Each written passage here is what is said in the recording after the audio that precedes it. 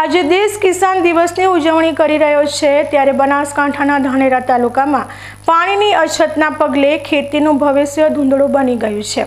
આવી સ્થિતિના સર્જન માટે સ્થાનિક ખેડૂત અગ્રણીઓ આ વિસ્તારની નેતાગીરી અને સરકારની ઢીલી નીતિ પર દોષારોપણ કરી રહ્યા છે, જ્યારે કેટલાક પ્રગતિશીલ ખેડૂતો પાણીની તંગી વચ્ચે પણ કોઠાસૂઝથી સિંચાઈના વિકલ્પો શોધી સફળ બાગાયતી ખેતી કરી રહ્યા છે।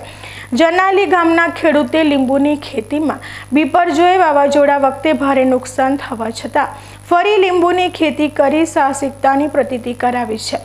ત્યારે ધાનેરા તાલુકાની જમીન સોલાર પ્લાન્ટ માટે ભાડે આપવાના નિર્ણયના ભવિષ્ય મામલે પણ ચર્ચા છેડાઈ છે। ભારત દેશના 5મા પ્રધાનમંત્રી ચૌધરી ચરણસિંહે પોતાનું જીવન ખેડૂતોના હિત માટે વ્યતીત કર્યું હતું, જેથી તેમના જન્મદિવસને રાષ્ટ્રીય કિસાન દિવસ તરીકે ઉજવવામાં આવે છે। દરેકને ખબર છે કે ખેડૂત જગતનો તાત મનાય છે। જો કે આજે જગતનો તાત સિંચાઈના પાણીની તંગીના પગલે ખેતીથી દૂર ભાગી રહ્યો છે।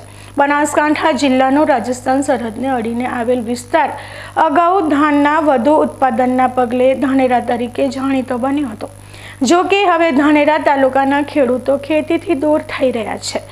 લાખો રૂપિયા ખર્ચવા છતાં હવે આ વિસ્તારના બોરવેલમાં પાણી મળતું નથી। વળી આ વિસ્તારમાં સિંચાઈના પાણીની વ્યવસ્થા કરવાની વર્ષો જૂની માંગને પણ સરકારે અભરાઈ પર ચડાવી દીધી હોય હવે ખેડૂતો પોતાની જમીન સોલાર પ્લાન્ટ માટે 30 વર્ષના ભાડાપટ્ટાથી કંપનીઓને આપી રહ્યા છે। કદાચ ભવિષ્યમાં સરકાર દ્વારા આ વિસ્તારમાં સિંચાઈના પાણીની વ્યવસ્થા કરાય તો પણ કદાચ ખેડૂતો પાસે એ વખતે જમીન જ નહીં હોય। બીજી તરફ વરસાદી પાણીના સંગ્રહ પાછળ દર વર્ષે કરોડો રૂપિયાની ગ્રાન્ટનો ધુમાડો કરી ધાનેરા તાલુકાના નામે કેટલાય રાજકીય આગેવાનો માલામાલ થઈ ગયા છે। ત્યારે ખેડૂત આગેવાન નવાભાઈ પટેલે જણાવ્યું હતું કે સરકારના વલણથી ખેડૂતો હારી ગયા છે। સિંચાઈ વિભાગની ગોલમાલના કારણે ધાનેરા તાલુકો પાણીની બચત કરે છે તેવા અહેવાલો રજૂ થાય છે। વાસ્તવમાં ખેડૂતો પોતાની માસમી જમીનને હવે ભાડે આપવા મજબૂર થયા છે। ધાનેરા તાલુકા અને ધાનેરાના રાજકારણ માટે આ મોટી શરમજનક બાબત છે તેવું પણ આ ખેડૂત અગ્રણીએ જણાવ્યું હતું। આજે ચૌધરી ચરણસિંહનો જન્મદિવસ એટલે કે ખેડૂત દિવસ, તો ધાનેરા તાલુકાના ખેડૂતો માટે મુખ્ય પ્રશ્ન સિંચાઈ માટે પાણી નથી। એના કારણે સિંચાઈમાંના પાણી માટે સરકાર વારંવાર રજૂઆત કરતું હોય કે અમે એટલી ગ્રાન્ટો ફાળવી છે, પણ તેમાં અમને ભ્રષ્ટાચારી બૂંદ આવી રહી છે અને એના કારણે ધાનેરા તાલુકાના ખેડૂતોને નહેર દ્વારા પાણી મળતું નથી। અને તો ખેડૂતો પોતાનો બચાવ કરવા માટે આજે સોલાર કંપનીને પોતાની જમીન સસ્તા ભાવે એટલે કે વાર્ષિક 20,000માં 1 વીઘું આપી અને પોતાનું ગુજરાન ચલાવે તેવી સ્થિતિ ધાનેરાની અંદર થઈ રહી છે। તો સરકાર સિંચાઈ માટે ફાળવેલા નાણાંનો સદુપયોગ કરે અને ધાનેરા તાલુકાના ખેડૂતોને ખેતી જીવિત રાખવા માટે કંઈક ને કંઈક ઝડપી પગલાં લે। બીજી તરફ ધાનેરા તાલુકાના ઘણા ખેડૂતો ઓછા પાણી અને વરસાદી પાણીના સંગ્રહ થકી બાગાયત ખેતી કરી રહ્યા છે। ધાનેરા તાલુકાના જનાલી ગામના ખેડૂત મનોજભાઈ પુરોહિતે પોતાના ખેતરમાં લીંબુની ખેતી કરી છે।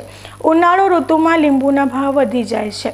શરૂઆતમાં લીંબુના છોડની 3 વર્ષ સુધી માવજત કરાયા બાદ તેના પર લીંબુ આવવાની શરૂઆત થાય છે। હાલ બજારમાં 30 રૂપિયાથી લઈ 200 રૂપિયાના ભાવે લીંબુનું વેચાણ થાય છે।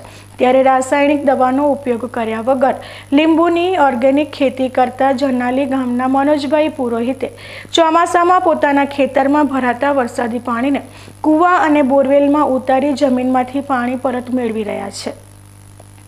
તાજેતરમાં આવેલા બીપરજોય વાવાઝોડાના કારણે લીંબુના છોડ નાશ પામ્યા હતા, છતાં મનોજભાઈએ ફરી લીંબુના છોડનું વાવેતર કર્યું છે। પાણીની સમસ્યાથી હતાશ થયા વિના તેઓએ બાગાયત ખેતી તરફ પ્રયાણ કર્યું છે અને સારી આવક પણ મેળવી રહ્યા છે। લીંબુડી મારા પાસે પહેલાં 400 હતી, બીપરજોય વાવાઝોડા પછી હાલ મારી જોડે 158 લીંબુડીઓ છે। લીંબુડીની અંદર સામાન્ય રીતે અમે ફર્ટિલાઇઝર વાપરતા નથી, યુરિયા DAP, અને એની અંદર ઓર્ગેનિક બનાવીએ છીએ। જીવામૃત, ગાયના છાણ અને ગાયના મૂત્ર આધારિત ગોળથી જે જીવામૃત બનાવી અને અમે જે લીંબુડીને આપીએ છીએ તેનાથી અમને ઓર્ગેનિક લીંબુ મળી રહે છે અને તેનાથી ઘણો ફાયદો પણ થાય છે. તેનું ઉત્પાદન પણ વધારે છે. શરૂઆતના 2-3 વર્ષોમાં ચોક્કસ ઉત્પાદન થોડું ઘટે છે, પણ પછી એના પછી ફર્ટિલાઇઝરથી જે ઉત્પાદન મળતું હતું તે જ ક્વોલિટીમાં આપણને તે પ્રમાણમાં આપણને મળી રહેશે. વર્ષે લગભગ 30 રૂપિયાના ભાવે એક લીંબુડી અમને સામાન્ય રીતે 40થી 60 કિલો લીંબુ આપે છે. એ પ્રમાણે એક લીંબુડી 1200થી 1500 રૂપિયાનું ઉત્પાદન આપે છે. વર્ષે લગભગ બિપોરજોય વાવાઝોડા પહેલાં તો મેં 4 થી 5 લાખના લીંબુ વેચતા હતા, પણ ચાલુ સાલે લીંબુડી મારી થોડી ઓછી છે. પણ છતાં એક લીંબુડી પ્રમાણે મારા પાસે આજ 1028 લીંબુડી છે. એ પ્રમાણે લીંબુડી કોઈ પણ 1000થી ઓછો અમને ઉત્પાદન આપતી નથી. પાણીની સમસ્યા આ વિસ્તાર, પાણીની સમસ્યામાં અમારા આ એરિયામાં પાણીની ઘણી સમસ્યા છે. નાના મિની સ્પ્રિંકલ લગભગ 8થી 10 ફુવારા માંડ પાણી મળે છે. એટલે મેં એના વિકલ્પ સ્વરૂપે બોર્ડમાંથી 2 કનેક્શન, એકના 2 કનેક્શન થાય છે. તે પ્રમાણે મેં મારા અહીંયા 2 બોર છે. તેની અંદરથી મને એકમાં 10 ને એકમાં 6 કુલ 16 ફુવારા છે. તેમાંથી આ લીંબુડી હું ટોટલ પાઈ શકું છું અને તેની અંદરથી મને ઓછા ઉત્પાદન મળે છે.